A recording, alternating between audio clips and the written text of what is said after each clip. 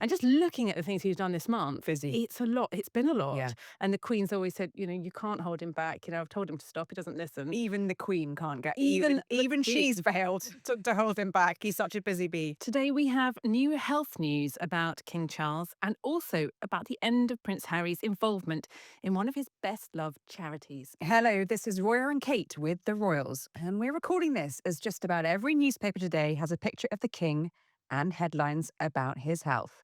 I wrote in our paper, The Times, that the King had to cancel visits after return to hospital. The Sun had it as Charles Hospital drama. So, Kate, we've been following this for the last 12 hours or so. Where is he? What happened? And what does this mean? Well, first things first, we've seen King Charles this morning leaving Clarence House, waving and smiling to well-wishers out there, an act of public reassurance. The window was down slightly so everyone could get a good view. But late last night, we were told that he had been into hospital after suffering the side effects of his ongoing cancer treatment. So on Thursday morning, he had his regular treatment. Unfortunately, had some sort of side effects from that and was taken by car to the London Clinic. That's the Marylebone Hospital, where, of course, he was treated last year. He was there briefly, we're told, where he was put under observation before being returned home in time for dinner with the Queen at Clarence House, and he was back in the study yesterday evening going through his state papers. Now, of course, this means that yesterday afternoon, plans that he had to meet several ambassadors were postponed. His engagements today, which were due to take place in Birmingham, have all been postponed. The King's said to be very disappointed about that. But this is acting on advice from his medical team that he needs to recuperate. We've just seen him now going off to Highgrove for the weekend, where he's going to rest in his Gloucestershire retreat and take some time. Hopefully, the palace say, plans are still in place for him to go to Italy in just over a week. But of course, it came as a bit of a shock to everybody last night, I think it's fair to say. Yeah, I think we often forget, don't we, that the King is still having cancer treatment every week.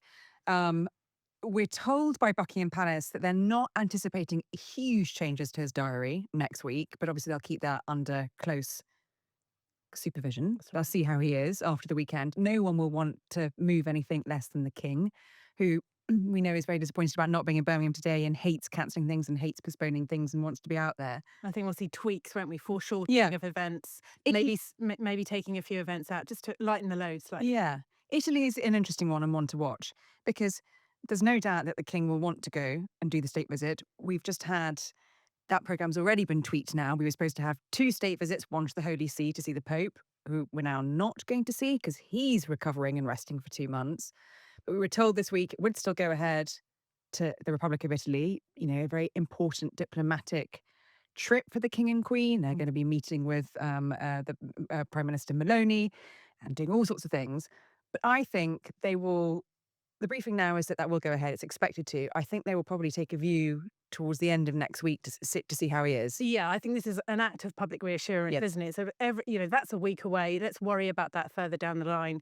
What they had to do last night to get ahead of the story and to reassure the public was to get it out there rather than this morning say Birmingham's off, send everybody into a panic and create, as we've seen in other circumstances, that kind of gap of information where the rumour mill starts and it doesn't stop. So I think they were quite wise last night to get ahead of it in time for those, like say, the front pages of all the newspapers. So with that 9 p.m. embargo, it meant that all the reports could be done. It could hit the 10 o'clock news for the broadcasters and we could have it all on the front pages. And, like you say, the reassuring message is it was a brief visit to hospital. He was under observation, an abundance of caution. He's back on good form, we're told. And there was an interesting line about transparency, wasn't there? That they wanted to reassure public and be as open and transparent as possible, which always reminds me of that Sun front page story where the palace were caught on the hop because the Queen was spotted at hospital and we hadn't been told. And that just sort of exploded. Yeah. And that was the beginning of very occasional updates about her, what they called episodic mobility issues. But we were never told whether she actually had a specific illness. Yeah. And I think given the press's response to that and the feeling that was the head of state and, if she was being admitted to hospital previously, they'd sort of let people know they didn't. It created a bit of a panic. I think Lessons learned there in was this a instance. lesson learned, Absolutely. and they're taking a slightly different. I mean, we still don't know what cancer Charles has. And we don't know what treatment he's having, and we don't Don't know what know. treatment caused those No. side effects. So, unlike the Princess of Wales, again, the type of cancer that she had wasn't disclosed, but she did say that she had been going through chemotherapy. Now, that level of granular detail about the King's treatment Mm. has never been revealed publicly, at Mm. least. So, I think that's interesting. So, but the palace has always said the reason for that is because they want to throw their arms around everybody with cancer, everybody undergoing all sorts of different cancer treatment. It's not out of a sense of embarrassment or squeamishness. No. That's the reason why. Well, that's the reason they give for not being more transparent. But you're right. As head of state, they have a. I think Charles feels it quite keenly. They have a duty to inform the public Yeah. and to stop hairs running Yeah. with rumours. I think as well, by not telling the public what type of cancer he has, it's an attempt to sort of quash speculation. There is always going to be endless speculation in some parts of sort of social media about, the head of state and an illness. But it's so that every time something like this happens, you don't have.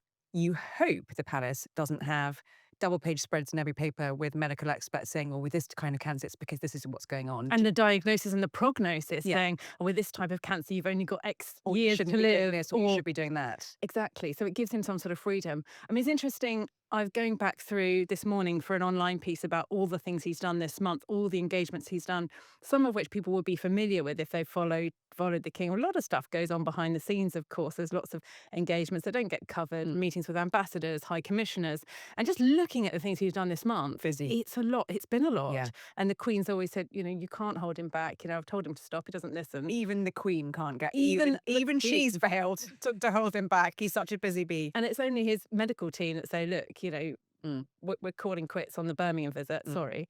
But partly, like you say, the Italy visit's so important. I think this will be try to regroup, try Yeah. to get the strength Try back to reboot. for that big moment in Italy, because it would be a shame for that state visit not to go ahead. And also, it's a sign, isn't it, to the world that he's not ready. So I think that big moment will be what they're aiming for. That'll be a target for them to hopefully get to. I mean, he was in Northern Ireland. They were in Northern Ireland for 3 days last week. They were in Northern Ireland for 3 days. I went to that reception at Buckingham Palace on Water Aid reception. There were 300 people there. Yeah. He stayed about 20 minutes late. He was, laughing, joking with people, Yeah. chatting with donors. Oh, I saw him this week on Tuesday night at something for the Queen. Couldn't get him out of there. He didn't have to be there, but he went to support her and was working the room. Yeah, and that's the thing. He didn't have to be there. Yeah. He likes it. Yeah, And does. they told us, didn't they, at the end of the Australia Samoa It's a visit, tonic for him. it's a Well, tonic. it's a tonic. Yeah, it's the thing that keeps him going. The mind and body approach to work, Yeah. mind and soul. And who's going to tell the king, no, slow down? You'd Apart be- from the Queen. well, you'd be. Typically doesn't listen. I think you'd be dispatched the tower pretty sharpish if you did, and it probably wouldn't have any effect. But anyway, he will hopefully rest, regroup at Highgate over the weekend, and I think we'll probably see what happens with the diary next week. Yeah, I mean, palace sources saying this is just a kind of merely a Minor bump in the road. As lots of cancer patients, it's not always going in the same direction. But a year on, he hasn't had that statement, hasn't been in a position to give the statement that the Princess of Wales gave that he's in remission. No. It goes on. He's 76. He's got an awful lot on his plate. He's as we sort of were given to understand at the end of the Australia and Samoa tour, with the briefing we had with his team after that, he is taking an approach to living with cancer, and that's the status quo.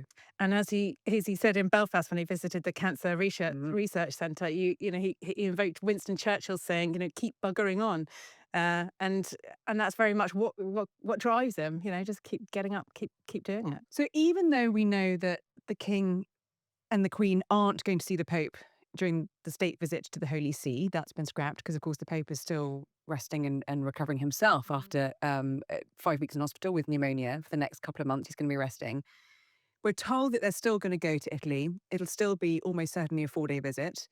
The day that they were going to see him on April the 7th will probably be rejigged and have other engagements. So it's still a mega tour because it's still effectively a 4-day state visit with all sorts of manoeuvrings and diplomatic things that they want to try and achieve with the government there and our bilateral relationship with Italy and all of that. And let's not forget that's been in the planning for months and months. Yeah. So to scrap something of that scale from a state to state level at that level on the world stage, I think would be It would very raise alarm bells. it would raise alarm bells. It'd be very difficult for them to kind of present that in a positive way, in a reassuring way. Mm. So I think that their focus now has to be on making that work. Obviously, Prime Minister Maloney um, is very important for Britain that she comes into the fold with Sir Keir Starmer's coalition of the willing. Mm. She's sort of been wavering, and I think that throwing that kind of royal state visit out there, that gesture of soft power Mm. is going to be very important to the British government. They're going to want to ensure that visit goes ahead.